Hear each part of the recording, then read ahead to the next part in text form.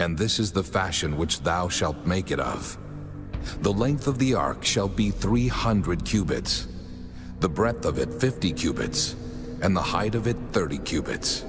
A window shalt thou make to the ark, and in a cubit shalt thou finish it above. And the door of the ark shalt thou set in the side thereof.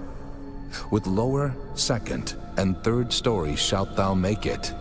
And behold, I, even I, do bring a flood of waters upon the earth, to destroy all flesh, wherein is the breath of life from under heaven, and everything that is in the earth shall die.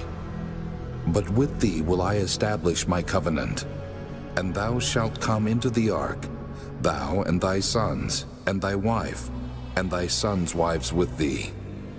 And of every living thing of all flesh, 2 of every sort shalt thou bring into the ark, to keep them alive with thee. They shall be male and female. Of fowls after their kind, and of cattle after their kind, of every creeping thing of the earth after his kind, 2 of every sort shall come unto thee, to keep them alive. And take thou unto thee of all food that is eaten, and thou shalt gather it to thee, and it shall be for food for thee and for them. Thus did Noah, according to all that God commanded him, so did he. Chapter 7. And the Lord said unto Noah, Come thou, and all thy house into the ark, for thee have I seen righteous before me in this generation.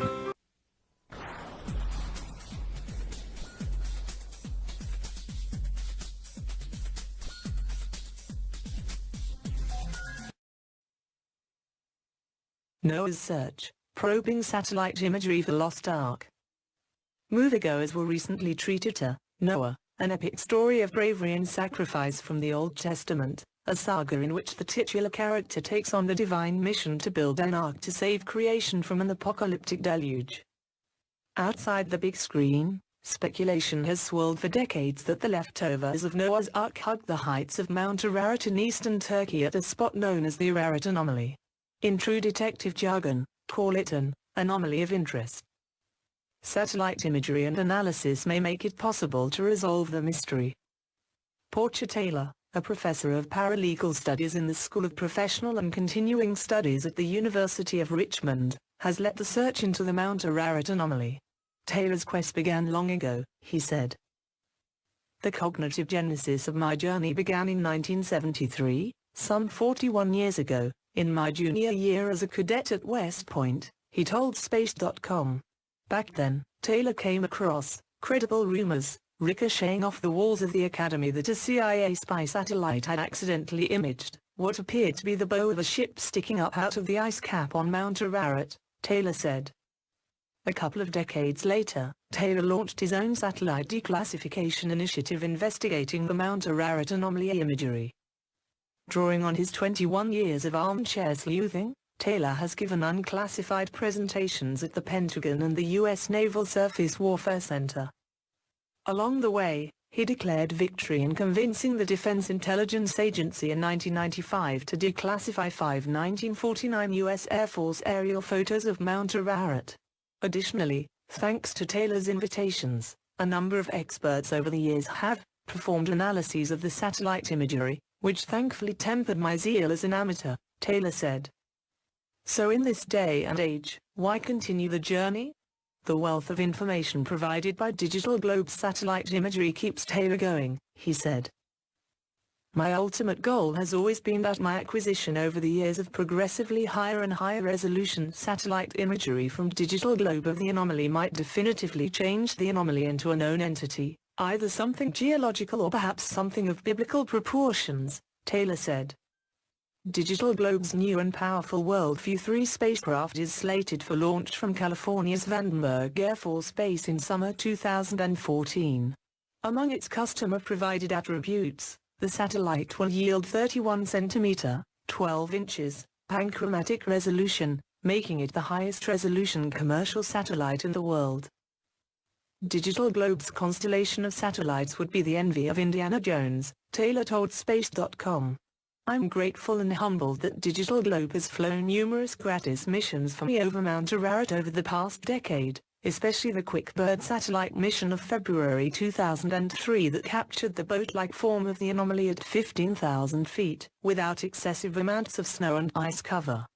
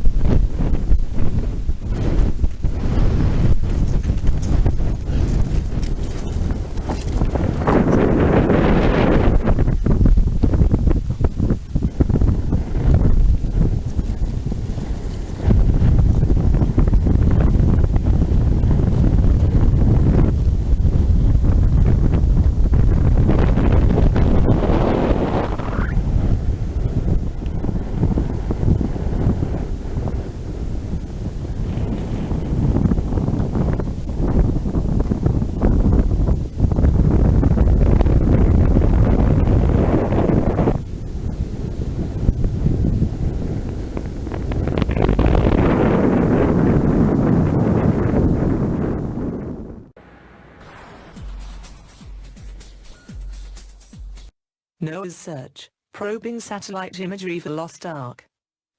Moviegoers will recently treat it to Noah, an epic story of bravery and sacrifice from the Old Testament, a saga in which the titular character takes on the divine mission to build an ark to save creation from an apocalyptic deluge. Outside the big screen, speculation has swirled for decades that the leftovers of Noah's Ark hug the heights of Mount Ararat in eastern Turkey at a spot known as the Ararat Anomaly. In true detective jargon, call it an anomaly of interest. Satellite imagery and analysis may make it possible to resolve the mystery.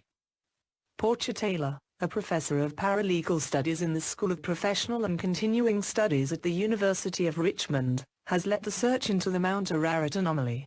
Taylor's quest began long ago, he said. The cognitive genesis of my journey began in 1973, some 41 years ago, in my junior year as a cadet at West Point, he told Space.com.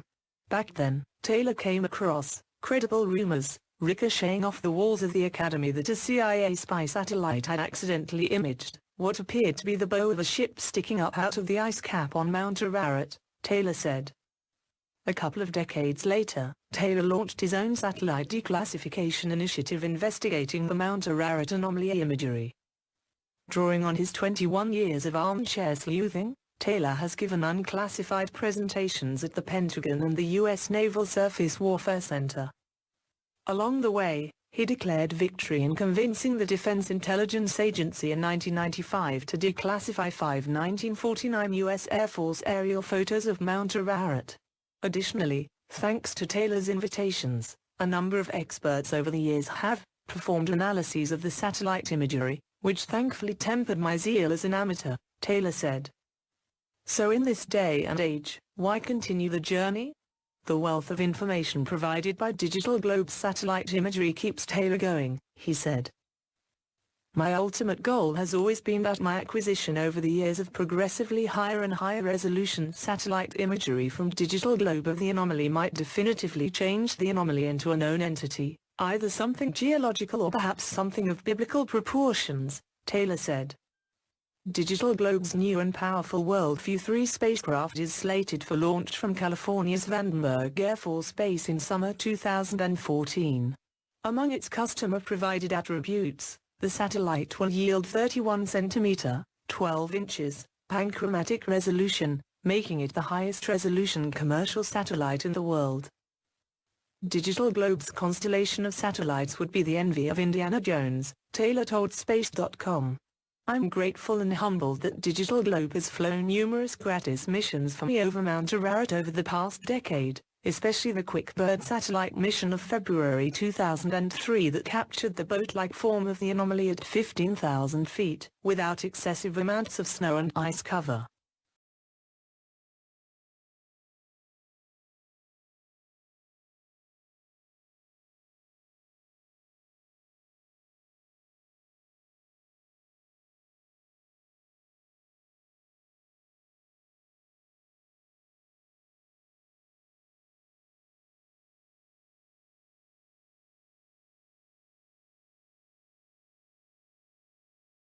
Shots all the way through down the western side and across.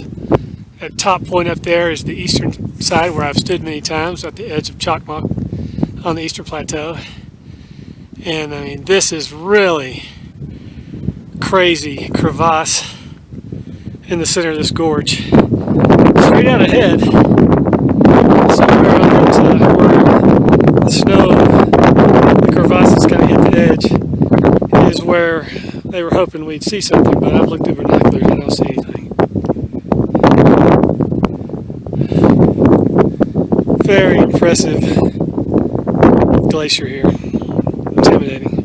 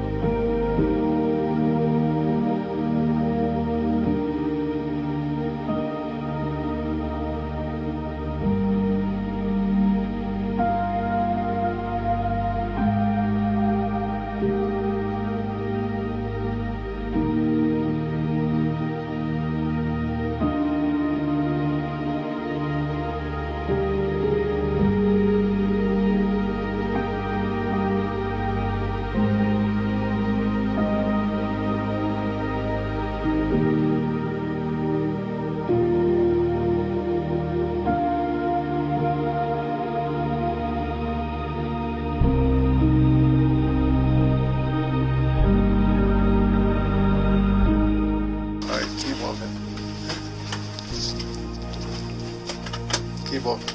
Oh, you want me to roll? No, no. Yeah.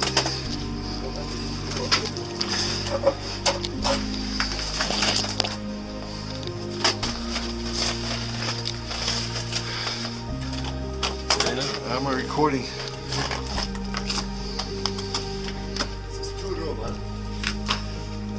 Down? Yeah. Several floors, yeah. Well, wow, let me get it from this side.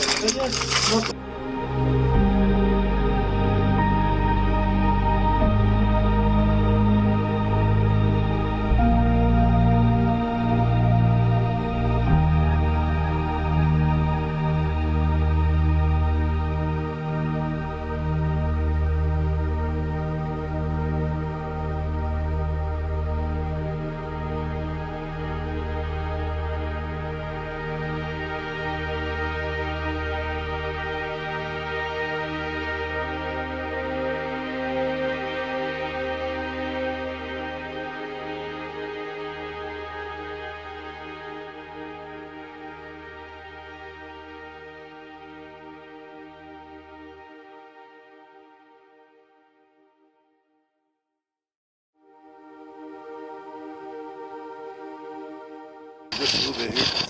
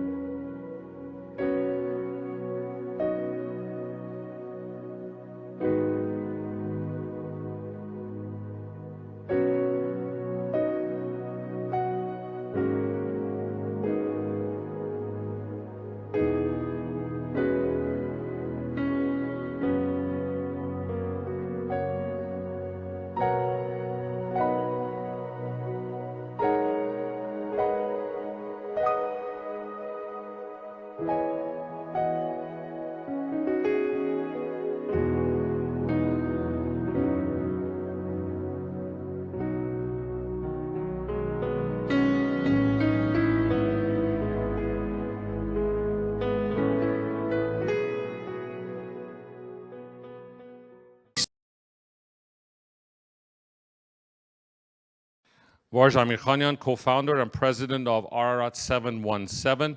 The website is ararat717.com. He's a spirit-filled Christian with strong faith and integrity who listens to his heart in all acts of life and believes it is the voice of God.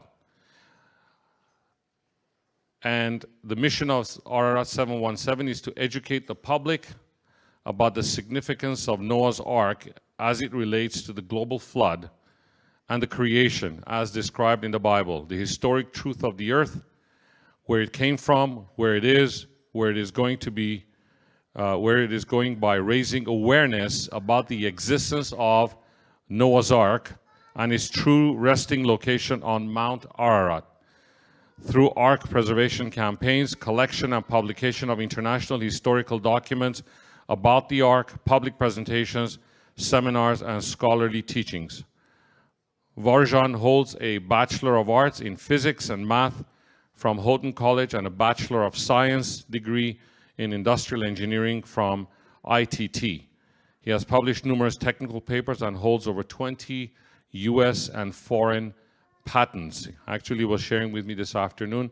He has his company domiciled in Taiwan. He flies there about 6 times a year to do business from Taiwan into the rest of the world. So I'm not going to say any more about my friend and a good brother who truly believes in the accuracy and inerrancy of the scriptures. And this evening we're privileged to hear Varuj Amirkhanian share with us about Noah's Ark. Let's welcome Varuj Amirkhanian.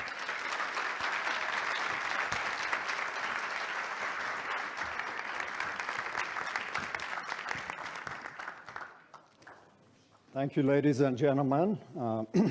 Thank you, Edwin, for the introduction, and thank you for the warm welcome, my brothers and sisters of Toronto. Truly a warm welcome because I've been here 35 years ago. Excuse me, I have to start this for a second. Okay, I'm going to talk about the real Ark of Noah. I like that word, real Ark of Noah, because what we see the cartoons here, truly, the Ark of Noah, it's not cartoons. It's a serious matter. And I'm going to be talking about the historical, scientific facts and evidence. I'd like to start with this picture. It shows the majestic mountain of Mount Ararat, where you can see bright lights in there. This is overlooking from Yerevan, from Armenia. And you can see in the red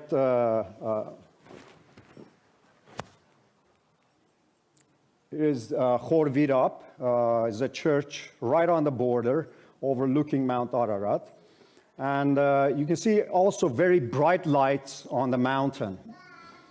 I will be talking about this sacred mountain, which we call it a holy mountain, because the true Ark of Noah, according to the Genesis of the Bible, has been landed in this mountain. My background, again, as Edwin said, is engineering. I'm an inventor, entrepreneur. I am nowhere to be an archaeologist, geologist, or an archaeologist. My true passion has always been about the truth about the real Ark of Noah, And it goes back from childhood because my actual ancestors come from Igdir region, Agori region, which is where you see those lights. There used to be, Armenians call it Agori village. So we are from the land of Ararat, Agori or Ararat, or Igdir. Igdir in Armenian, actually, Surmalu Armenians, they call it Igdir, meaning Ikadir. Ark of Noah, since it's been sitting in this mountain for over 4,500 years. It's interesting that the editor-chief of National Geographic once said, if the Ark of Noah is ever found, it will be the greatest archaeological discovery in history and the greatest event since the resurrection of the Christ, and it will alter all the currents of scientific thought. Please keep this slide in mind because I will show another slide in the end of my presentation. We will talk about National Geographic. I'm going to be talking a little bit about the background, the geography, where the mountain is, for some of you who don't know. And then I will also cover a little bit about what the Word of God tells us about the flood, the global flood, the Ark of Noah. And then I will try to connect it to the Armenian history because the background is very important. Again, coming from my ancestors, coming from that region, it's very important for the rest of your people sitting here to understand the whole story. And then once we build up the background, then I will share the beef with you. So Mount Ararat, according to Armenians, is called Masis, the greater Ararat, and we have lesser Ararat, which is called Sis. Masis is, in Armenian means the mother of the world. In Turkish, they call it Agridagh. Kurdish, of course, they have their own saying. And Iranians, of course, they call it Kuh Ararat or sometimes Kuh Nu, meaning the mountain of Noah. Greater Ararat is the tallest peak in Turkey and the entire Armenian plateau with an elevation of 5,137, sometimes 136, depending on the satellite measurements and the amount of snow elevated on the peak. And then the lesser Ararat is somewhere around 3,900 meters. Mount Ararat is, of course, currently located in the eastern Turkey, or we Armenians would like to call it Western Armenia. It's right on the border of the Iran. It's in between cities of Dugubayazet and Igdir again, as I mentioned to you. And on the border, of course, we have also Nakhichevan exclave of Azerbaijan, which is also in the close proximity of the mountain. The Ararat Plain also runs along its northwest to western side. The geology is basically, Ararat is a stratovolcano formed of lava flows and pyroclastic ejecta with no volcanic crater. Above the height of 4,200 meters, the mountain mostly consists of igneous rocks covered by an ice cap. 4,200 meters is usually for people who climb, the tourists who climb. 4,200 is base camp 2. And then horses and donkeys can actually go up to 4,200. But beyond that becomes very boulder rocks and a lot of also glaciers, which prevents the animals to go up there. So some people, some archaeologists, when they claim that they have discovered certain wooden structures in some other elevations below 4,200 meters, you have to question. Because the true Ark of Noah sits in the glaciers. So we will talk about this. By the way, also, most of the pictures that you will see in my presentations, I have taken it, I would say 95%, not all of them. So we have a beautiful view from Armenia, Khor Virap, you can see in the background. And then from Turkey also is beautiful. Armenians like to say the front face is much beautiful than the back of the head. So, but hey, either way, it's much greener actually from the Yerevan side. But either way, the mountain is very beautiful. There are some views of satellite views of the Ararat. So now I'm going to switch to Word of God. Let's see on Psalm 104, again, look at this majestic mountain from the base all the way to the peak, which I said it's 5,136 meters. Actually, it's the tallest mountain in the world.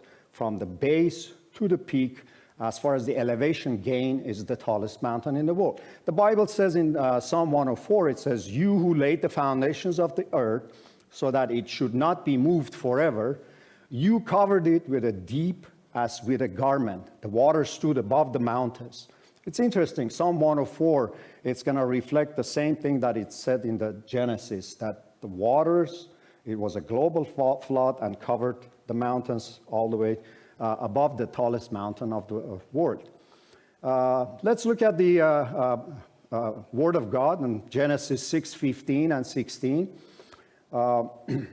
Of course, in Genesis it says the world was very evil and God was very disappointed about his creation, and he wanted to destroy the world. So he selects Noah as a righteous man, and he tells Noah that he's going to save himself and his family. And he instructs him to build an ark. And the way he instructs him, it says, you will build an ark that the length of it will be 300 cubits, and its width will be 50 cubits, and height would be 30 cubits. You shall make a window for the ark, and you shall finish it to a cubit from above, and set the door of the ark in its side. You shall make it with lower, second, and third decks. If we look at it, 350 and 30 cubits. I like to go with the cubits, the sacred cubits, which basically Sir Isaac Newton, when he was writing his dissertation about the Great Pyramid dimensions, as we know, Noah, Moses, Ezekiel, Solomon, all of them use this sacred cubit, which is 25 inches. What's a cubit? Cubit usually is measured from the elbow to the index of the finger. Nowadays, people like to call it 18 inches. But in the pre-Diluvian times, I believe people were much bigger in stature, much more wiser, much more stronger, because of the actual atmosphere of the globe. So perhaps the cubit was also much larger. I like to stick to this number, and we will see that the translation or the calculation of cubit to actual feet is 623 feet long, 104 feet in width, and 62 feet in height. Again, 25 sacred cubit is 25 pyramid inches. So this is a huge vessel. It's a huge seaworthy vessel that is not designed to actually be able to navigate in the oceans, but it's designed like a house, like a barge, to be able to float very stably on the ocean waters. And if we assume a cubit is 25 inches with the 3 decks, it's over 2 million cubic volume within the inner side of the ark, which somebody did calculation, 469 modern railroad stock cars can fit in this kind of a cubic volume.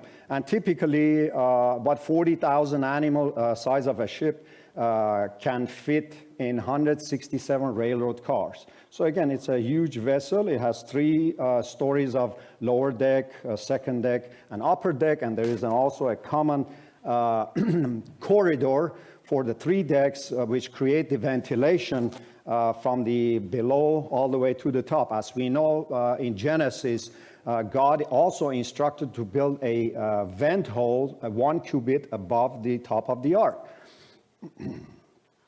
Genesis 6, 17, 18, let's see what happens.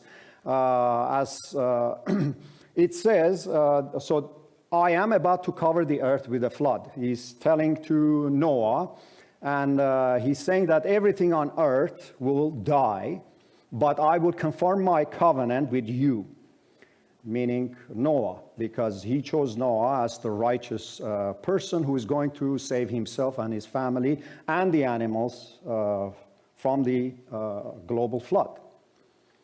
So enter the ark, you and your wife and your sons and their wives, total 8 people, enter the ark. And bring pair of every kind of animal, a male and a female, into the ark with you to keep them alive during the flood. And then Genesis 7:10-13, it says, after 7 days, the waters covered the earth. When they entered the ark, it took 7 days after God himself shut the door. It took 7 days for them to wait inside the ark. Then he started covering the earth by waters, not only rain from above, because it was first time ever raining on earth. As I mentioned to you, some people theorized that the earth atmosphere was covered by canopy of water, and somehow the canopy broke because there was a great deluge on earth, and also underground waters opened up from bottom. So from bottom and from top water started pouring, because if you truly you calculate for 40 days of rain, there is no way it's going to cover the earth. So it's important to always point out that underground waters also opened up. And how did the underground waters open up? There were many earthquakes, there were many all kinds of openings on the ground, because that's what happened. And the rain continued to fall for 40 days and 40 nights. And then the 7:17, it says, for 40 days the flood waters grew deeper. So it was still, ark was still resting on the ground. And then it says, covered the ground and started lifting the ark high above the earth. And the water covered even the highest mountains on the earth. So here we go again, Psalm 104 we mentioned. It says, highest mountain on the earth. So this is a global flood. This is a serious matter. God was furious to destroy the earth. Somebody did a calculation. They said on earth at that time, pre-Diluvian time, there were close to 7 billion people population. God was really furious what happened on earth. All the living things on earth died. The only people who survived were, of course, Noah, those with him in the ark, total 8 people. And the flood waters covered the earth for 150 days. And Genesis 8:4, it says, at the end of the 150 days, the waters decreased. Then the ark rested the 7th month, the 17th day of the month, on the mountains of Ararat. In Armenian, it says, Ararat lernerun v'ra hanchetsaf. That means it rested. It rested on the Mount Ararat. Genesis 8:4 is also where I got the logo of Ararat 717. 7th month, 17th day of the month. Let's see what's going on New Testament after. So we are talking about Jesus also mentioning about the flood, talking about Noah, talking about Ark of Noah. Let's see in Matthew 24:36-39, it says, but as the days of Noah were, so also will the coming of the Son of Man be. This is our Lord Savior talking. For as in the days before the flood, they were eating, drinking, marrying, giving in marriage, until the day that Noah entered the ark, and did not know until the flood came and took them all away. So also will the coming of the Son of Man be. I am the door. If anyone enters by me, he will be saved. This is interesting. I'm going to, because this is a prophecy by our Lord Jesus Christ. He's talking about the end times. We are living in the days of Noah. At this moment, I think a lot of people would agree, for what is going on around the world, we are truly living in the days of Noah. And as it was in the days of Noah, people still keep on going with their daily lives of marrying, giving marriages. But the day Noah went inside the ark and he shut the door, it was done. It was finished. And for me, it's interesting, this prophecy, because I believe Ark of Noah, according to the prophecy that Jesus gave us in Matthew 24, Ark of Noah is sitting right on the center of God's warning to the world. What happened in the past, what we are doing now, what's going to happen to us in the future. He destroyed the old world with the water, and of course he talks about destroying the new world, the new earth, with fire. Let's read some of the verses in the New Testament. Peter talks about in 2 Peter 3, it says, "For this they willfully forget that by the word of God the heavens were of old, and the earth standing out of the water, in the water, by which the world that then existed perished, being flooded with water.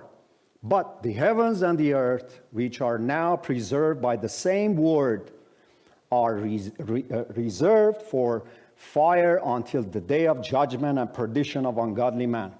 But the day of the Lord will come as a thief in the night, in which the heavens will pass away with a great noise, and the elements will melt with fervent heat. Both the earth and the works that are in it will be burned up." So again, this is a great warning. There are lots of other verses, of course, mentioned about the flood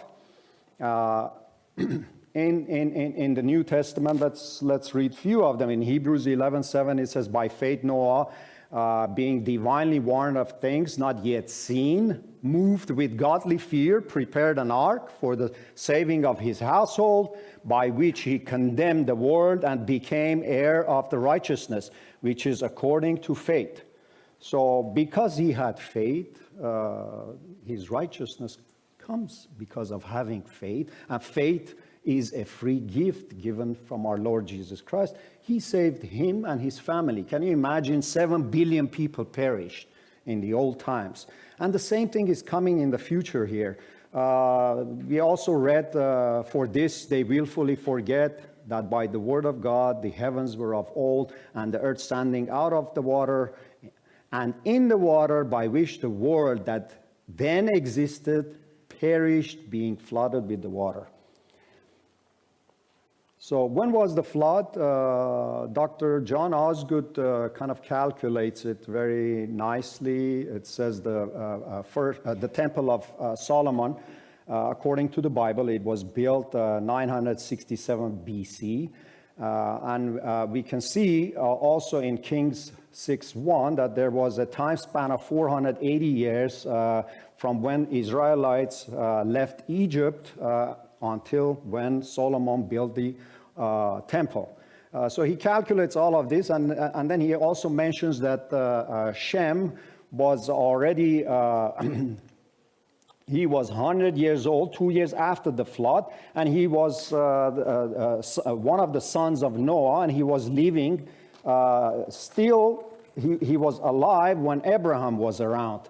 So for 350 years. So he calculates, it comes up about 4,400 years, or 2,400 BC.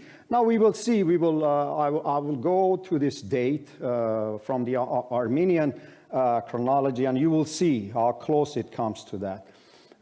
Here's a slide that it shows, actually, I don't need to go through it too much, but it shows that when Abraham was alive, Shem was also alive, and also Noah was alive. So Abraham was speaking to Noah at the time, so he knew what the pre-Diluvian earth was like. So he had a lot of information about the pre-Diluvian world. I'm going to talk about a little bit about the Armenian legends and Armenian histories. Actually, they're not legends, they're true stories, because you will see as I talk about it. In this map, for instance, if you look at it, 1749, it shows the Tree of the Nations. It shows, of course, Armenia or Ararat on the bottom, and the ark sitting on top of it. Of course, then we have the Babylonian tower built by King Nimrod on the left side. And then if we look at some of the old Assyrian maps, clay maps, which were discovered, it talks about Ararat, or Armenia, or Urartu. And it's shown very clearly, Urartu. If We go, also it says the old myths reflect the wars of the ancient Armenian against the neighboring Assyrians. Haik, considered the patriarch of Armenian people, led his army to defeat the Assyrian giant Belus. Haik is the founding father of Armenia, or Hayastan. That's why the Hayastan, it's a derivative of his name, Haik. And he defeated King Belos, or King Nimrod of Bible, because the Belos, King Nimrod, was a tyrant, and he was rebelling against God by building the massive towers. And Haik actually defeated King Nimrod in the year 2492 BC. And this is the prototype of the first Armenian state was founded. So you can see 2400, this is Haik Nahapet, or King Haik, and also Belus or Nimrod. They were, of course, cousins. We're all cousins here. We're all cousins and sisters and brothers. But they were cousins, one from the Hamitic line and one from Japhetic line. But doesn't matter. They were still rebelling against God, and Haik, the patriarch of the Armenians, decided to take his family and move toward north again, go back to the mountain, the Ararat region. The Hittite scripts also mention about Hayasa country, and as we saw, the Assyrian clay writings designate Armenia as Urartu. Urartu, Arartu, which means also Ararat. The Old Testament Bible, of course, associates Armenia with the Mount Ararat, which is the kingdom of Ararat. There was a recent publication about genealogy, or the genetic makeup, genotype of the Armenian nations. And it's interesting. Also, they traced by doing their genotypes, and they traced it back, and they said the legendary establishment of the Armenia being the 2492 BC, it matches to the genetic makeup. And this is the time where rise of the advanced civilization started. So I thought it was interesting. This was a very recent paper I saw. If you look at all of the old maps, they always show Mount Ararat, Ark of Noah sitting on top of it, and of course Ejmiadzin right in front of the Mount Ararat. And Ejmiadzin is the mother sea of Ejmiadzin, which is our sacred church, which is the oldest church on earth. And it was built by the command of our patriarch, Saint Gregory, the Illuminator, who had a vision that from the sky our Lord appeared to him, and he said, "You will build the ark, you will build the church right here on the ground." So it says, "Descent of the only begotten Son." That's the translation for Ejmiadzin. And it's interesting, if you go read in the Ejmiadzin Chronicles, it says, the holy Ejmiadzin located not far from the biblical Mount Ararat, the flood, Noah's descent from the ark, his planting of the first vineyard on the slopes of Mount Ararat, his offering of the first sacrifice, where later would be built a temple of Artemis, then an Urartian temple, then a Zoroastrian holy site, then Saint Gregory the Illuminator with his vision of only begotten Son descending from the heavens. It's interesting. Again, Urartu, talking about Ararat. It's interesting, if you go to Yerevan and visit Ejmiadzin, there is this sacred room or fire altar room down on the basement of Ejmiadzin. I've gone there several times. It's kind of prohibited. They don't allow the place. It's not open to the public. But sometimes the deacons over there, they open up and you can go visit. And this place was discovered by accident in 1958 when they were trying to reinforce the columns or the foundation of the church of Ejmiadzin. They found this fire altar. And I had a tour once there, and Deacon Arvan Gasparian explained and actually showed us that there is a writing on the wall about Gregory the Illuminator, how he built the church above the fire altar, and they believe that this is the altar that Noah made the animal sacrifice. And it's interesting also, Josephus, the first century historian, Jewish historian, who used to roam around in Roman Empire library, he says Noah went forth himself with his family, sacrificed to God, and feasted with his household. The Armenians called that spot the landing place, for it was there that the ark came safe to land. They show the relics of it to this day. Of course, a little bit of background about Ejmiadzin. Saint Gregory the Illuminator, he was casted in a dungeon in Khorvirab, where you saw on the first slide, right on the border of that church. He was there for 14 years because there was a tyrant king, King Turdot, who was a pagan king. He tortured him and he tried to kill him, but fortunately, Gregory the Illuminator, by prayer, he was also saved and he was fed by nuns. And he survived the 14-year imprisonment in the dungeon. And he constantly prayed for King Turdot because King Turdot was also mentally, physically, spiritually was sick. He was evil possessed, so he prayed for him. And by grace of God, King Turdot accepted Christ as his savior. And that's also 301 AD is the year which he officially announced nation of Armenia to accept Christ as the savior. So we became the first Christian church, the first Christian nation in 301 AD.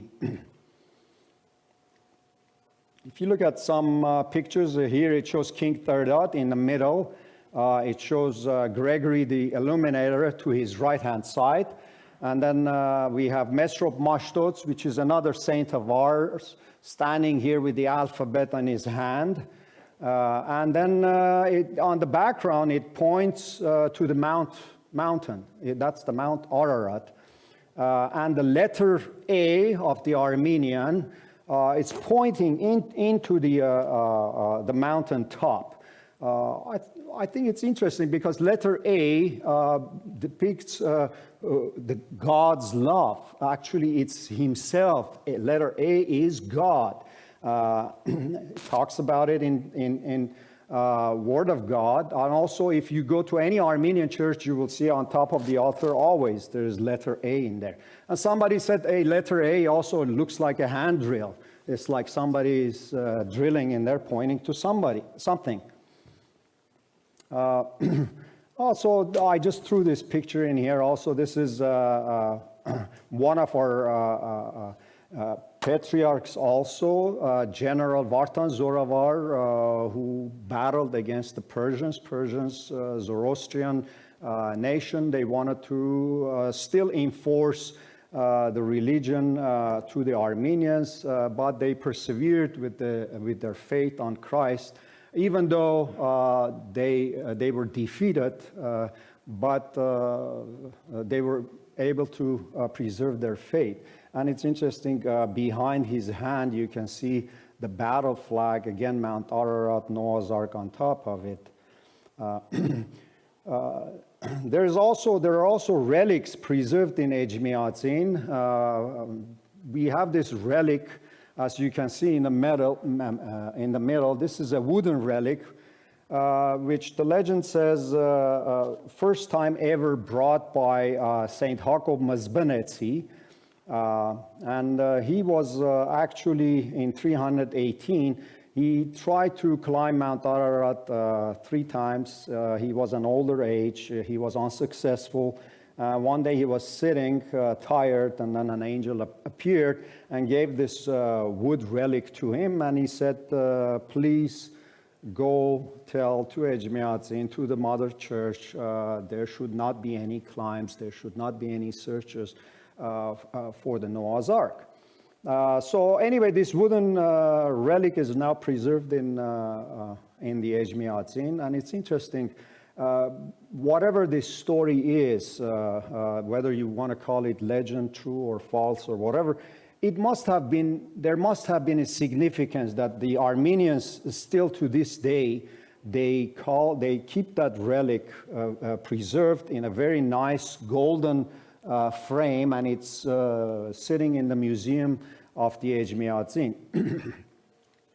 If you look at the map here, again 1961 shows Mount Ararat, the Noah's Ark on top of it, and Ejmiadzin right in front of it. Here's Deacon Arvan Gasparian, who is pointing to the relic of the Noah's Ark, the wood. Actually, a portion of it, a small portion of it, has been broken up and was given to Russians, and it's preserved in the Russian museum somewhere. And then if you look at the chasuble here, it was also made by some Chinese people, because during the Silk Road time, Armenians had a good relationship with the Chinese. And it's interesting, again, on this chasuble, which is a very large chasuble, and it shows, again, Mount Ararat, Noah's Ark on top, but of course it shows Ejmiadzin right on top of it. You go back to old maps, again, 1783, always, they say, here's the Eden, Euphrates, Tigris rivers, Aras River, and then again it shows Mount Ararat with the Ark of Noah sitting on top of it. I will quickly go through, again, some maps here. Always it shows Mount Ararat with Noah's Ark on top of it, 1828 map. Here you will see the Granagert map. Again, it shows Ararat, Ark of Noah on top of it, 1683. Quickly we go over these. Some pictures, 1735 from Germany. It shows Mount Ararat, Noah's Ark on top of it. You look at some of the old coat of arms of Armenia, again, always shows Mount Ararat with Noah's Ark on top of it. So if you look at even today's coat of arms, the current coat of arms also again shows masses and seas with Noah's Ark on top of it. Now let's see, Josephus, again, the first century historian, it says Armenia is the landing place for Noah's Ark. He has it written in his Antiquities of Jews, and you can see here it says, then the ark settled on a mountaintop in Armenia. Noah, thus learning that the earth was delivered from the flood, waited yet 7 days, and then led the animals out of the ark, went forth himself with his family, sacrificed to God, and feasted with his household. The Armenians called that spot landing place, for it was there that the ark came safe to land, and they show the relics of it to this day. So Nakhichevan, in Armenian, I just point out here, Nakhichevan, it's called the landing place.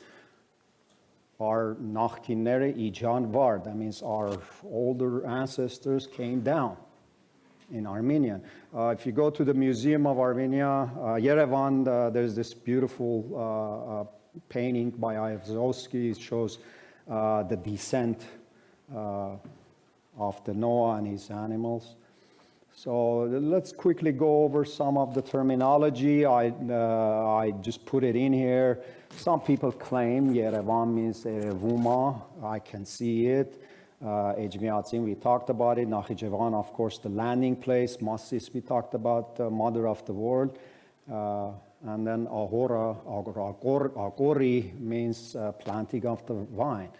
I like to talk about a little bit this because as Armenian, coming from my descendants from Igdir, from Agori, I'm proud to say probably we are the only nation we can trace our ancestry to Noah's children, grandchildren. Actually, Haik, according to Moses of Choren, was the great-grandson of Noah from the Japhetic line. It says he was the grandson of Gomer from the Togorma.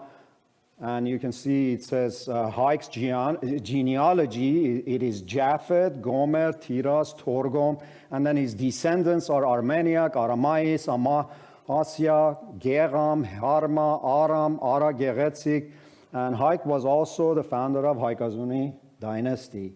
Who was Haik? We talked about it briefly. Haik, again, the founding father, according to Moses of Horan, it says he, with his people, from the time of their forefathers, Noah and Japheth, had migrated south toward the warmer lands near Babylon. In that land, there ruled a wicked giant, Baal, who is Nimrod. Baal tried to impose his tyranny upon Haik's people, but proud Haik refused to submit to Baal, and soon his son Armaniak was born. Haik rose up and led his people back to the land of his forefathers, the land of Ararat. At the foot of the mountains, he built his home, Haikashen, Hayastan, Armenia.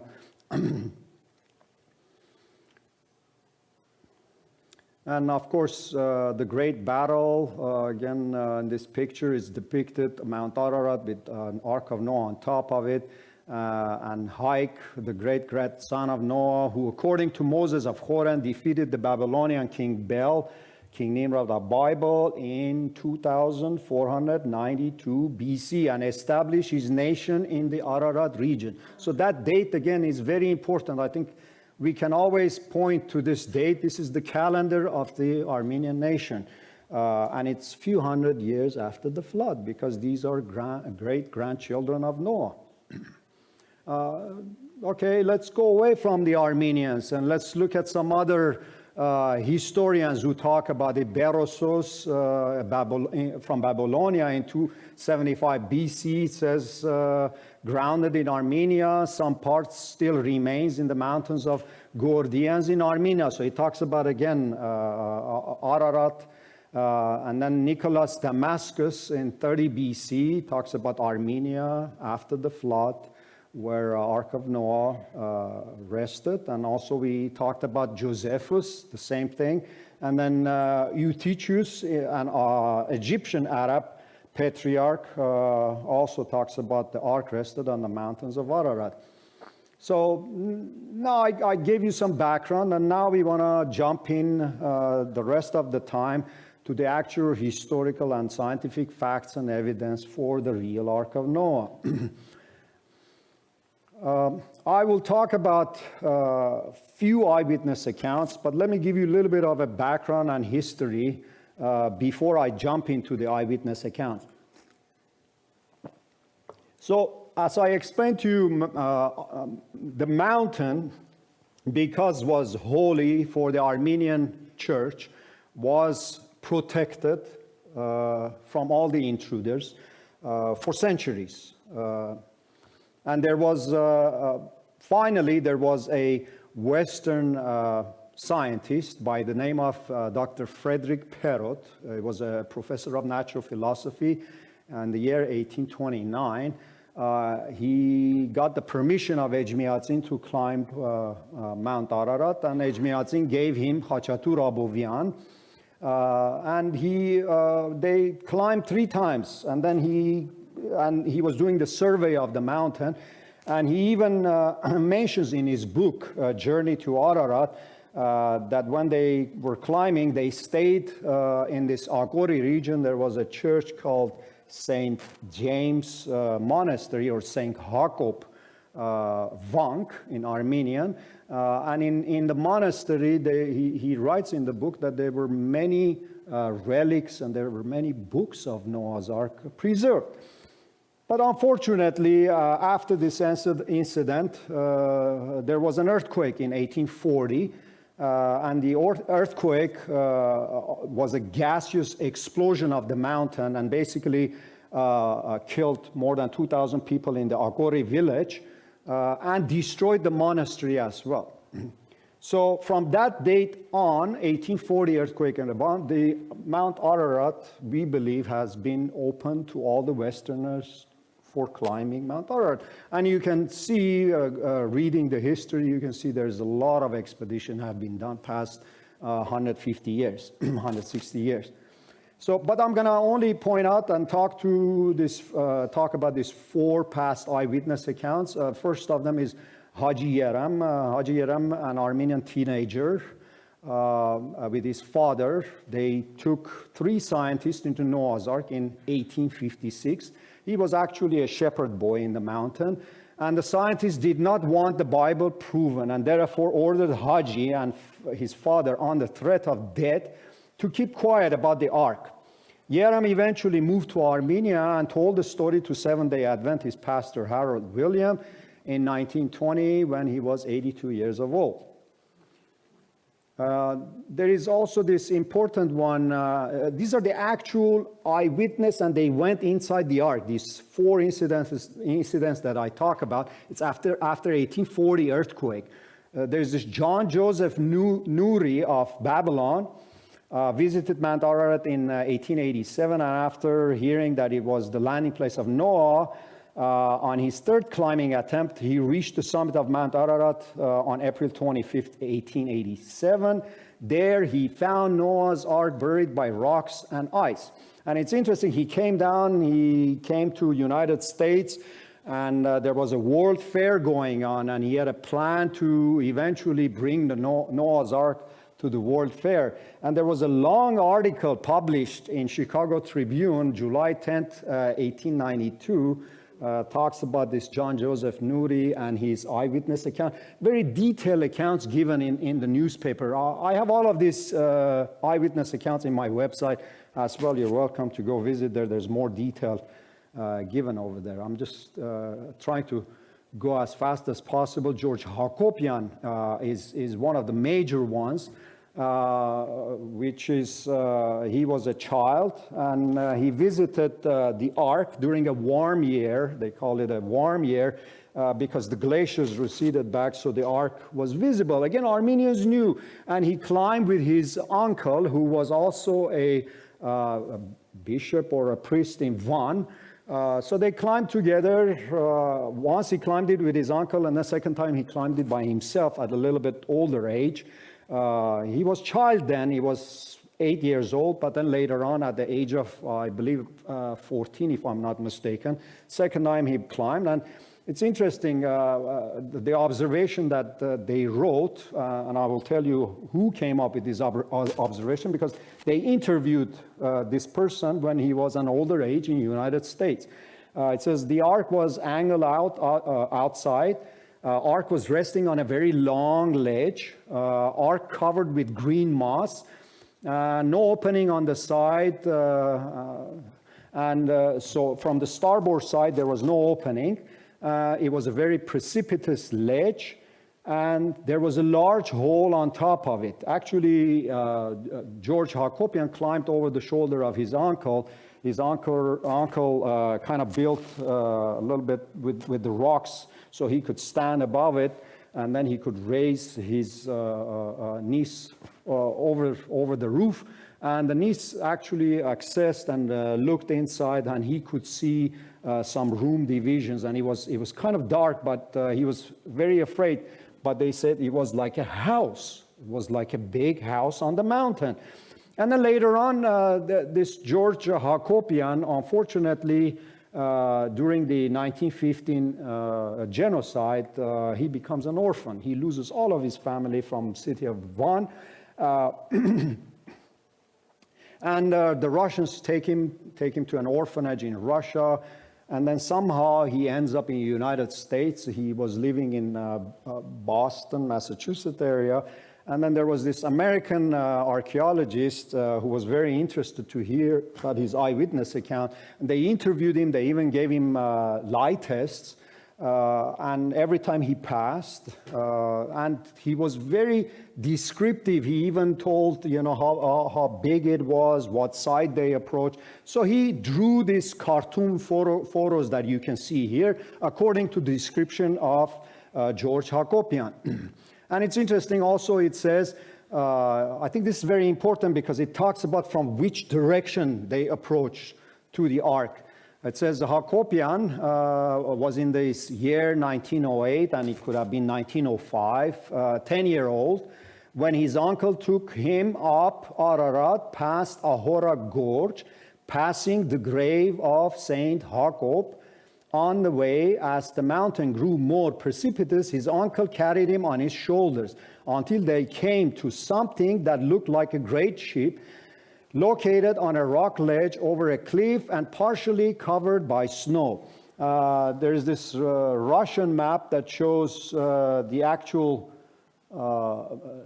Greater Ararat and Lower Ararat, and also it shows this St. James Church, and then the St. James or St. Jacob's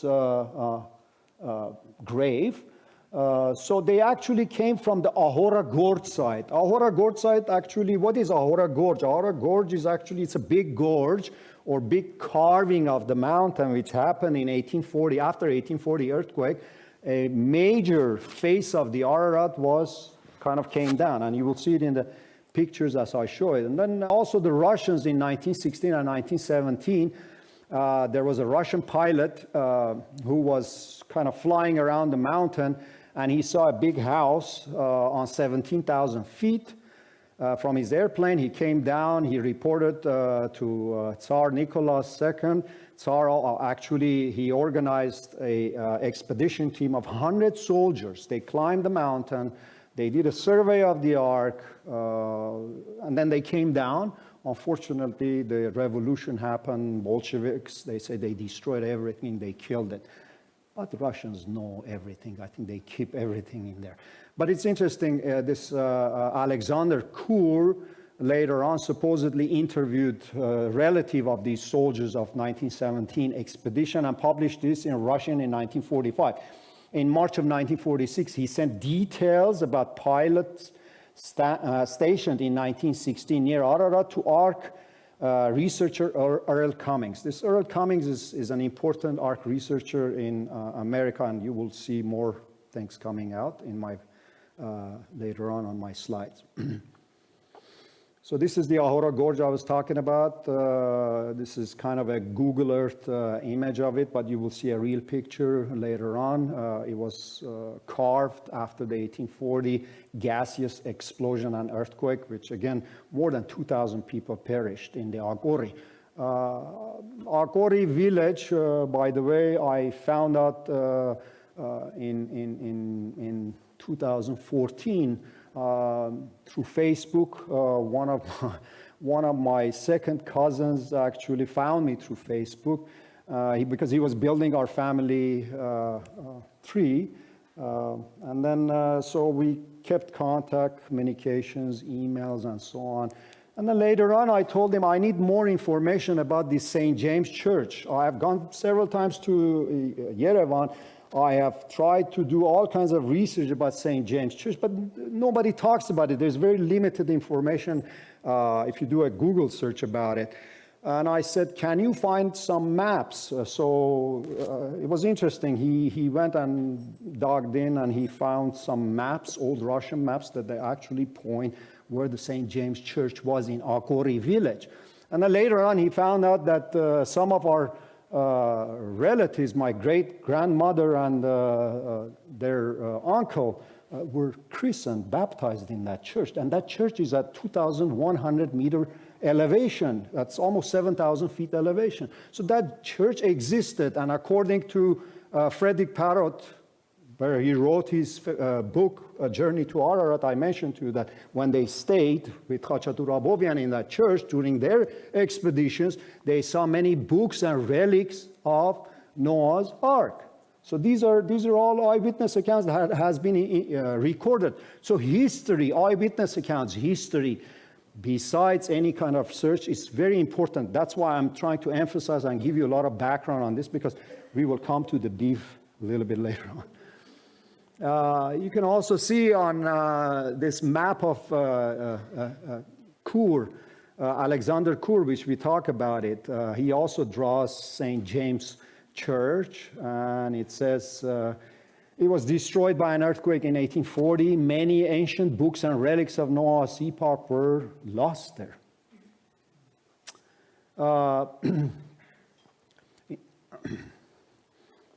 If you look at Dr. Parrott has also some sketches or drawings of Ararat before the 1840 earthquake and after. And you can see he actually shows in his drawing the church in 2,100 meter elevation.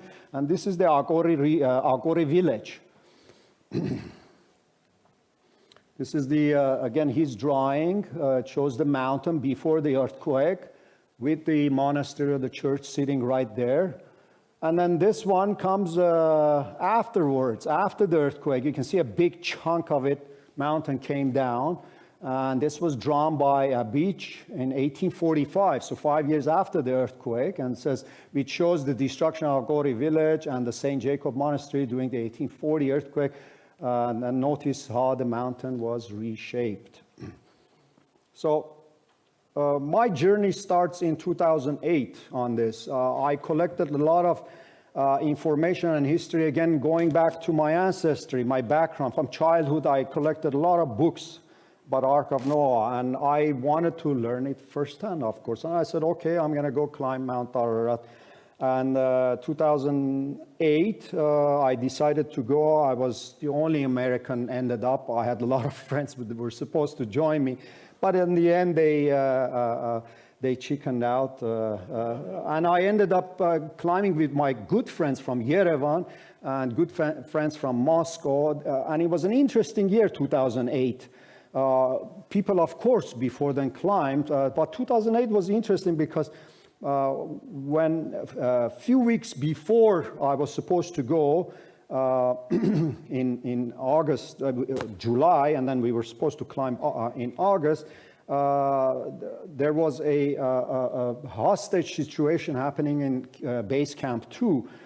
They captured the PKK, the Revolutionary Army of Kurdistan. They actually, I don't know, somehow they took hostage of 13 German climbers. And they had them for 2 weeks. So I'm writing text message to Yerevan, are we going? I mean, this is a bad situation. And they said, no, come, don't worry. So it was like 2 days before, I already arrived Yerevan, and then they released the hostages. So, okay, we said we're going to go. Of course, we went from Dugubayazet to Georgia, and then we climbed in secret because truly in 2008 on August, the mountain was completely blocked by tanks and Turkish military because again, these PKK would come down and they would just shoot and destroy some tanks and so on. So we climbed truly in secret. Our Kurdish guide actually was carrying a shotgun on his shoulder, believe it or not. So it was not a pleasant climb, but it was a dream come true because all of us wanted to do it with my brothers from Yerevan and Moscow. So we climbed the mountain. Of course, we reached the summit. Kurdish guides telling us that the mountain is for the Armenians, and it will always clear. When you come and climb, there will be always a clear weather on the summit. So we were fortunate, of course, with much prayer, we ended up on the summit. And then I met this Kurdish guy. His name is Davut. My middle name is also Davut. It's interesting, we just kind of clicked. There was a chemistry. And this guy was also collaborating with another group of Hong Kong or Chinese base that they were looking into some wooden structures discovered in some caves around the mountain. So I said, hey, this is my passion, this is my background, I want to come back, and my true passion is not just to come climb the mountain and raise a flag on the summit. I want to learn more, I want to dig in about Noah's Ark. He said, actually, these Chinese guys are also looking for Noah's Ark. Okay. So anyway, we kept in touch. I don't want to talk about that Hong Kong team because I got involved and then I was collaborating with them, and you can see there's a lot of information.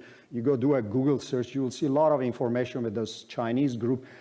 They discovered something, whatever it is on the mountain. I found out actually 4 years later that it's on the Red Canyon side, and they kept on telling me, no, it's above Ahora Gorge. Of course, Armenian, when you tell an Armenian it's above Ahora Gorge, we immediately we say, okay, that must be Noah's Ark. They tricked me for 4 years, but finally I found out, no, it's on the other side. Whatever it is, I don't need to talk about it. It could be some sort of a cultural site, because again, Josephus also tells us that after the flood, people were afraid of coming down the mountain. So they still constructed structures, old cultural structures, to stay above the ground because they were afraid. Actually, all the pyramids that you can see around the world, they are derived from the Babylonian tower. If you look closely and carefully, go study. I've done a lot of study. My partner, whom I will talk about, Clifford Paiva, has done a lot of studies about pyramids all over the world. There are thousands of pyramids. People don't talk about it. We only hear about the Pyramid of Giza, Pyramid of Egypt. There are pyramids in Serbia, all the way to China. And in China, they actually disguise these pyramids by growing trees over it. So when you fly over it, you will see like a green mountain. But truly, they are pyramids. And why people were building pyramids, it all happened after the fall, after the change of the languages, right, and diversification or spread of all the nations around the globe. And people were still afraid of the flood, and they were constructing these towers. They're water-sealed towers. There's one big one in Serbia. If you go look at it, there are tunnels inside. There are actually tunnels inside of the Giza pyramid as well. They actually discovered two long boats, constructed, very brand new boats on the inside the sand next to the Egyptian pyramid. But people don't talk about it. And these are sealed, watertight sealed. People were afraid of the flood. That's why they constructed these higher towers to go up. So anyway, I came back 2010 after my association with this Hong Kong team. And then this gentleman, Clifford Paiva, he's also a physicist and image processing specialist. He's a missile defense engineer by background, and he also a believer, and he has been doing arc research for 40 years. He was also collaborating to some extent with this Chinese group, but then we saw there's something wrong in there because they keep on showing us things from inside, and for 4 years I told them, take me as a second eyewitness account. We can even bring some reporters, we can go together, we can climb in secret, we can go in there, and at least you will have another eyewitness account. Where is your wooden structure? But of course, they delayed, and I hear they raised close to 10 million euros from the United States and Europe. I even helped them to some extent. I was a fool, but then I said, no, God is showing me something. He's probably opening up my eyes from this lie to the truth. So I need to play along. So I played along. In 2010, myself and Clifford Paiva, we separated ourselves, and then we said, let's collaborate together. And let's see what we can do, because Clifford Paiva, again, has a background of 40 years in arc research, and he has accumulated a lot of information, and I had a lot of information. And I had the desire to go back to my ancestors' land and climb Mount Ararat again. So he said, okay, you will be the field engineer, field person, and I will be the scientist behind the computer doing the imaging. I said, okay, it's a perfect deal, perfect team. So we collaborated together in analysis and dissemination of resultant images of Noah's Ark on Moses, and we will talk about this. Bear with me, we are getting to the good part of it. So our focus have always been scientific because, again, our background, science, engineering, both of us are engineers.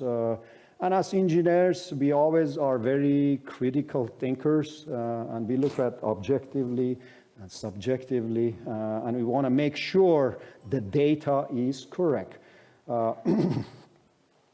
So let's look at it again. Clifford Paiva was also present in another presentation I made in 2010 in UCLA, where he was also present. And he always talks about this, Armenians basically talk about in between the two saddles, or the two peaks of the summit, below it, right above Ahura Gorge.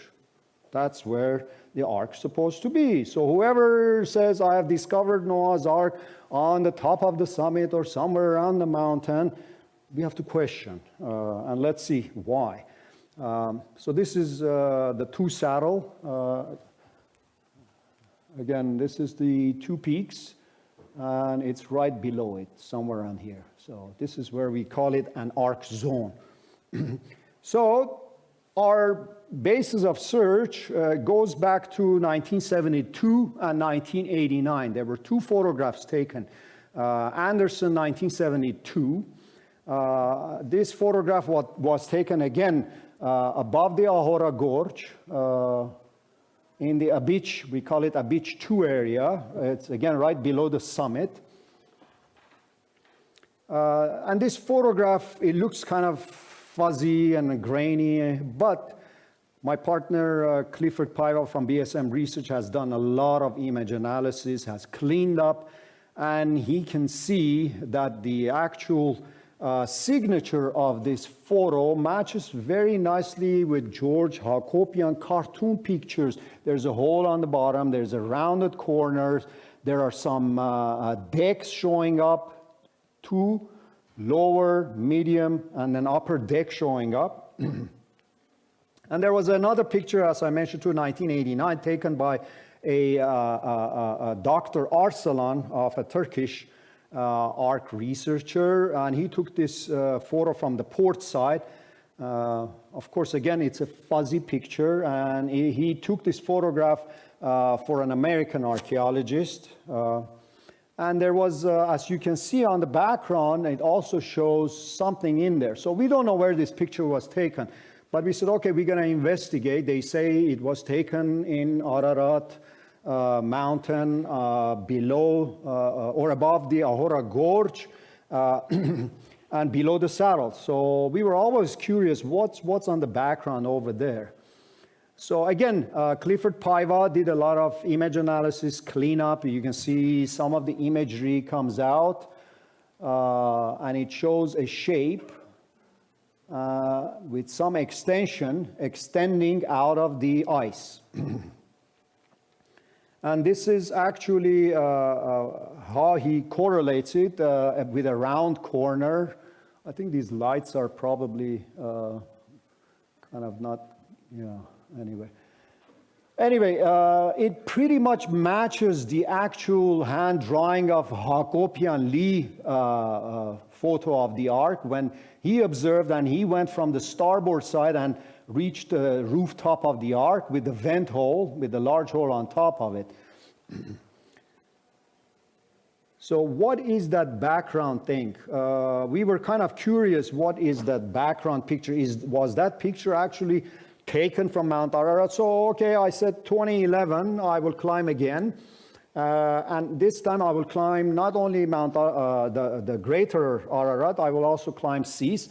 I will just do a survey, and I'll take a lot of photographs from all directions. And specifically, I will go also on the summit, go above the Ahura Gorge and take photographs up there to see if we can gain some more knowledge and information. So that's what I did.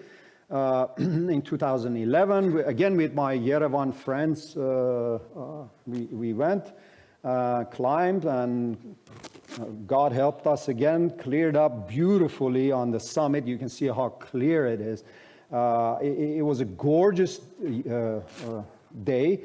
Actually, we stayed up there, I think, over an hour and a half, believe it or not. Usually, when you're on the summit, because of the elevation, 17,000, sometimes you get sick and it gets windy and so on. But we had no problem. We were so enjoying, and it was so beautiful. So we decided to roam around on the mountain, go to other peaks, and take more photographs over the we're overlooking the satellite as well. So the Ararat, actually, Greater Ararat has 5 peaks. If you look at like the feast, there's 1 peak in here, 1, 2, 3, 4, 5, and that would be the highest elevation, which is the 5,165 meters, and then that's the saddle. These two are saddle, and I'm standing here on the peak number 4. And of course, I always blend in with tourists because we don't want to attract any kind of attention to us, especially with the Kurdish guys, because you don't know who they are collaborating with or who they're reporting to. So of course, again, they know me, this Kurdish guy that I know, Metin, he knows me and he knows my grandparents come from Igdir, so he has a lot of respect for me, and we are good friends. Anyway, I climbed to that site, took photographs, and then I bring it back. So we look at all of the imagery from around the mountain. Of course, we want to make sure what the Chinese or Hong Kong team are reporting, and then some others who are digging on the top of the mountain. I took out some of the slides, but if somebody is interested, I can even show those slides as well. We look at the details of these photographs, and again, it still points out to the Ahura Gorge. And that photograph, you remember I was talking about by Arsalan. Again, you look at the flat top of the mountain, Sis, or the Lesser Ararat, that's it, and the slope of it corresponds to that slope. So this is correct. It was taken in the Ahura Gorge area. I think, am I okay with time? I'm gonna go a little bit faster. Clifford Paiva, myself, we were also looking at the GE, Google Earth satellite imagery. It's available to everybody. You can go in there and constantly search around on the mountain, zoom in, dig in, clean up, export the data, and then do all kinds of Photoshop to it to be able to extract the emissivity color background of the mountain versus the rock background, so you can see things. Clifford Paiva, with all of his hard work, he actually discovered the satellite image of the ark sticking out of an imbricate ledge of a rock. And this imbricate ledge is exactly what the old George Hakopian explains, that it was a long ledge, it was green mossy, and he basically published the photo. Now this is a portion of the ark is sticking out. And that actually, a little bit of it's very much similar from the corners and from the side, from the length, and the amount of it sticking out of the ice, it corresponds to 1972. I only show one slide, but there's hundreds of slides, hundreds of imagery, which basically shows the cross-correlation of the images. So again, basically I point out this is where the location of the real Ark of Noah is, right below the 2 saddles, above Ahura Gorge, and the date was, the coordinates was published in 2013 by Clifford Paiva in his website, and he has a blog in there. Okay, so we keep on creating videos and so on, and putting more information, said, okay, somebody is going to pay attention to these coordinates. Because this is truly, I mean, these are satellite imagery coordinates. So what happened is, okay, this is some of the correlation photographs, looking at the satellite imagery with the Arsalan, with the signature of the rounded corners, big opening on the top, and where the coordinates are. Coordinates are on the Google Earth, and this is the coordinate, 39, 42, 33, north, 44, 18, east. More of the correlation. Again, I'm going to go fast. If somebody is interested to learn more on the details, I can talk about it. So now, I'm thinking, because I have a lot of information and I want to publish this in a brand new website. This is important facts. Meantime, as I mentioned to you, I learned from my cousin in Yerevan that the St. James Monastery, actually he found this Russian map, he sent it to me. He says it points to the cemetery. And then he also points out to me that our relative's great-grandmother and his uncle were baptized in this church. So this church is very significant. Armenians would not build a church. Nobody would build a church at 2,100 meters, 7,000 feet elevation. Why would you build a church at that elevation? But it's interesting, there's not much information on it. And you remember, we had this little map showing George Hakopian also when he was climbing, when they reached the ark, they passed by the St. James Church, not church, because church did not exist. They passed by the St. Jacob's cemetery. And there's also a well, St. Jacob's well in that location. If you look at some of the Google photographs, imagery taken, actually in that region, you would see a lot of khachkars or cross stones, which Armenians usually build cemeteries around the churches. Okay, so I'm looking at all of these photographs. Some of them were taken by my friends, which climbed in 2013 from that side. Of course, they didn't climb the mountain because that side is impossible. You need technical climbing to climb. And besides that, besides the challenges or difficulties of climbing, also there is a lot of presence of the military and of the Turkish military over there. Actually, they were captured. He said they were 3 soldiers first, and all of a sudden he sees 100 soldiers pointing their guns on it. They stopped them for 3 hours, but they were able to see these khachkars. Where am I getting? It's on that elevation, 2,100 elevation, these khachkars. So I went in and we have the coordinates, which was published by Clifford Paiva in 2013. We know the coordinates from Google Earth of where Khor Virap is. And I know the approximate coordinates of the St. James Church because of the khachkars discovered. Again, it would be in the same ballpark location. So I put a straight line in there. And interestingly, this straight line goes straight again to the Clifford Paiva's published coordinates. You can see the coordinates are very close, okay?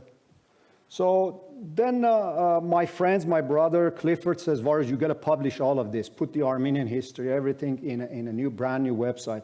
So that's what we did. I had all the content. I have already written everything. And I had to go to Europe with my family. So I told my friend, who is an IT manager, I said, please, when you publish it, the new website, when you launch it on July 17th to coincide at least to our logo of Ararat 717. And that's what he did. And then 6 days later, I'm in Europe. I get a call from my friend Clifford Paiva. It says, Varus, excuse language, what the hell you did in your website? I said, nothing. I just reintroduced the coordinates, and I put a lot of Armenian history in there and so on. And he said, well, it's coming from an Armenian. Please go check. The Google Earth has been masked. No longer you can see the satellite imagery. So I went immediately downstairs, and I'm looking at the actual, I type in the coordinates because we know, and I see artificially the mountain has been masked. What do I mean by masked? Remember, we were seeing this little bit of arc sticking out, sitting on this ledge. And then now we see a complete cover-up with the snow or with the glaciers. It's been masked. It's been obscured. The arc has been obscured. So we had the previous imagery before we had all of this imagery from 2009. So this thing happened in 2014. And you could immediately, when you type in, you can see the actual image of the ark coming out. But then 6 days later, after my website launch, it was completely blocked. So, okay, GE, Google Earth. Google Earth actually works for NGA, National Geospatial Intelligence Agency, and they come up with some sort of an algorithm. They completely mask the mountain. And you can see actually the lines of the masking here. It's artificial masking. Okay, very clever. It was kind of disappointing, but in the same time, we were happy. Because we thought, you know, hey, we hit the target. Somebody doesn't like us to have these postings in there. So it was interesting. After that incident, you remember in 2011, I took a lot of photographs from the Ahora Gorge, looking over the Ahora Gorge. So I'm thinking, okay, now the mountain, it looks like a kind of a plain. It has a very nice contour. Before, I couldn't see the imagery because, again, if you look at this, it was kind of grainy, snowy, right? But this one, it has a very smooth surface. So I said, okay, you have the coordinates is one thing, but matching the coordinates to the actual photographs is one thing, because you cannot go to the coordinates unless you go with a helicopter or something. So I had to match him because I wanted to go again. And the Google Earth action actually helped me to trace on the photographs step by step for 3 months after the launch of website.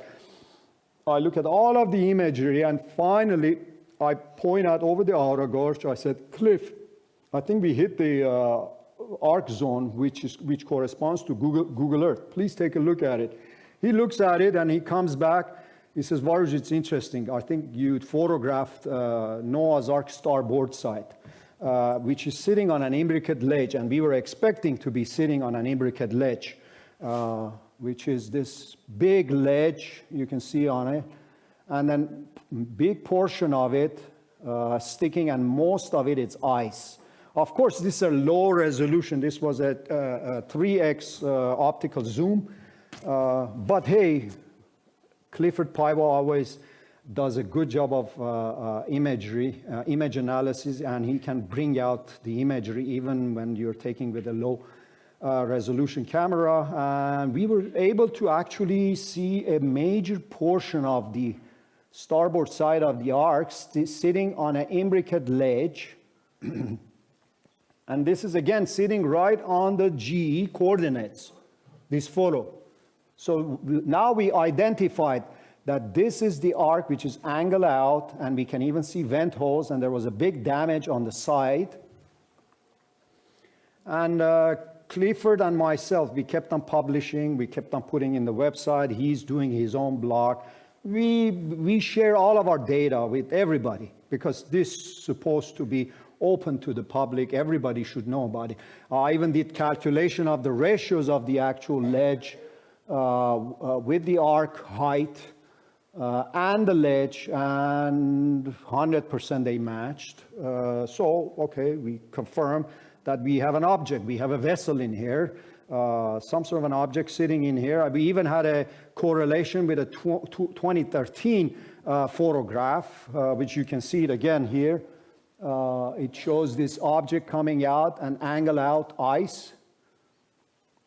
And then there are even some glacier indices which are showing up here. Indices here, indices here, here. So all of this information combined with the historical eyewitness account that we have had, all the information that collected for over years, we put it together.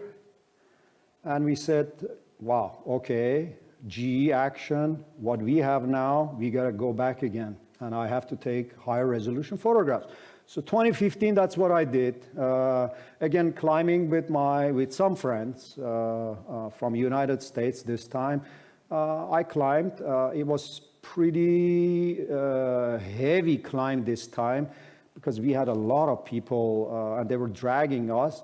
And I kept on looking at the mountain. I see there's a big storm and cloudy. I say, God, you brought me here. I waited 4 years. Please help me to go to my line of sight and repeat what I took in 2011. That's all I want. If you get me to the summit, I will go to my line of sight. So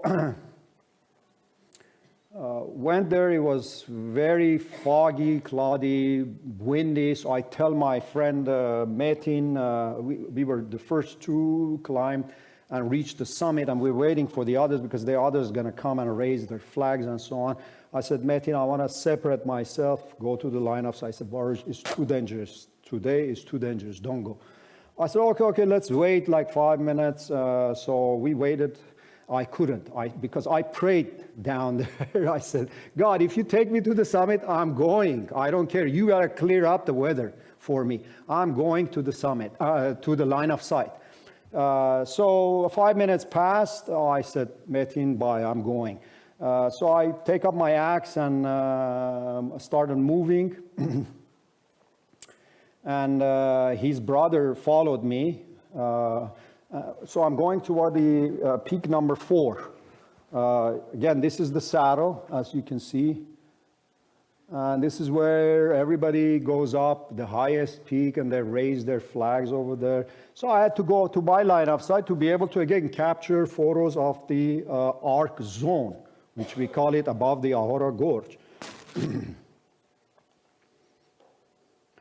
Okay, so I take a lot of photographs, but when I reached to the line of sight, I had a little bit of a danger incident too, but fortunately I survived. His brother didn't come. I just went by myself, and as I'm going over there, it took about 15, 20 minutes to get there, and I'm rushing in the ice and in the storm. And I pray, God, please clear, so when I get to the line of sight, I want to take good, clear photographs. And I have 2 cameras on me, and everything is hidden under my jacket to, of course, keep it warm, because we had almost minus 15 degree, and it was freezing, and I was afraid that the batteries would froze. But I had 2 cameras on me, but I'm not telling them. I look kind of big. You saw in the photographs too. So anyway, by grace of God, I reached to the location clear, everything clear. It's like the whole thing cleared up, and I have only a few minutes started click, because I know exactly where I'm shooting from the arc to the arc zone from my line of sight. So I take a lot of photographs and a movie, video, and then I come back. Of course, they're cursing me, and they were so pissed and mad at me. But hey, we are brothers, Armenians, Kurdish cousins. Give him a little bit money, and they're happy. So anyway, I come back. We look at the imagery 2011, and you can see 2011 very smooth, but some of these ridges are separating. Or the glaciers are separating. And to me, it was kind of surprising by looking at with my visual eyes before I take photographs. I see like there has been like some sort of a cluster bomb somebody put in there, and it's damaged. A lot of the glaciers have been changed and moved and so on. But exactly, I know where I'm taking the photographs. So I took the photographs, and we had these matched 2011 and 2015, exactly where I'm taking it, on the arc zone side. So we come back, and we passed 4 or 5 months. We have been doing a lot of image analysis to make sure we have the right thing. So I even did some matching of ratios here with the actual 2009 and 2013 Google imagery with the, we call this Hakopian ledge. And this is the long ledge, and these are matching. I even did 3-point triangulation with the masked from the line of sight to where I am with this dry land sections, and it matches. So we know exactly where we're taking the photograph. And then I also had in 2014 a friend of mine, Dr. Ararat, who is a geoarchaeologist in the National Academy of Sciences of Yerevan. He's also helping me because I've been in communication with him. Take pictures from close to Khorvirab or close to the border, and he managed to take some photographs. He gave it to me, and then later on we looked at some of these glacier indices, and it matches to our 2015, it matches to the 2013, and it matches to our arc zone photo. So now let's zoom in and go closer to the 2011 versus 2015. And you can see here, this is 2011, this is 2015. Look at this break point. It's a huge glacier, huge. Look at the size of this object, which we believe it's the ark, sitting on an imbricate ledge. This has been broken. I'm sorry, again, the lights are probably killing it. But this whole thing have come down and covered this area. Okay, so 2015 is a high resolution 60x zoom camera versus the 3x zoom that I had 211. If we zoom in again, we're getting higher resolution or close up. These are all the arc zones. So now we're looking at the arc zone. Now we're looking some internal structure. We actually see internal structure encased in ice. What you see here, this is not a hole. This is actually a shadow of that big glacier that moved to the starboard side of the ark. This is the starboard section of the ark. This is the rooftop. This is some internal structure inside. And we even see wood sticking out, timber sticking out of the ice, which we call this a section 2. So this thing, it seems like has been broken. 2014. We know this glacier moved in 2014. And we also discovered pins. We actually discovered 3 pins by our image analysis in the glacier. And these 3 pins are identical. They're support mechanisms on the deck. We can even see the decks, the 3 decks, deck 1, 2, and 3, within the internal structure. And we can even see the pin has been ripped. This is one pin. This is another pin. There's another pin sitting below here. You can see this pin. It's a crosshair type of a pin. We have actually the zoomed in portion of it. You can see there's a crosshair. These are huge. These are huge objects, cultural objects, man-made objects. It shows the actual breakage of the the glacier with the internal structure, and it shows the back side of the ark. Actually, now the back side, the starboard side has been rotated. So this glacier has damaged the ark extensively in 2015, actually 2014. And here are the pins. We can even see vent holes. We can see an access hole from the bottom side of it. I'm just going quickly. We can see ark in danger because, again, as I mentioned to you, these glaciers are moving rapidly. Actually, Clifford did a calculation. It's between 0.3 to 30 meters per day. I'm not going to even talk about 30 meters. It's about, if we even talk about 1 meters per day, that's 365 meters of glacier movements every year. And we saw that on that one photograph from 2011 to 2015, that big glacier came down and encased the ark. So here are the portions. This is a fractured portion of the, so this is, we call it a section 1 here and section 2. So this was again section 1 at 15,532 or 4,700, which is exactly where always we looked at it with our GE coordinates. And this is the broken portion of it. Of course, this image has been color enhanced for the emissivity of the emissivity of the wood to stick out, and we can see the broken areas all sticking out. And we can see this pin structure. We call them the reinforcement hull structure. There is one in here. One is sticking on the structure number 2, and there is one behind it. And you will see it on my next slide. And so these reinforced structures basically are sitting like this. So this thing is built like a tank. It's an enormous structure, reinforced very nicely. I think Noah did an amazing job. And we even have done pixelation measurement of these support structures. There's one in here. In the internal structure portion, there's one in front, there's one in the back. So there are, remember, again, they look like this kind of a rectangular shapes. So 1 and 2. So this is an extension of this pin here. And the length of this pin, with the pixelation, we can calculate almost 34 feet for this pin. You can even go and we even did from the section 2, because this is the starboard side, which has been broken after 2011. And if you look at the Arsalan photo with the ratio of the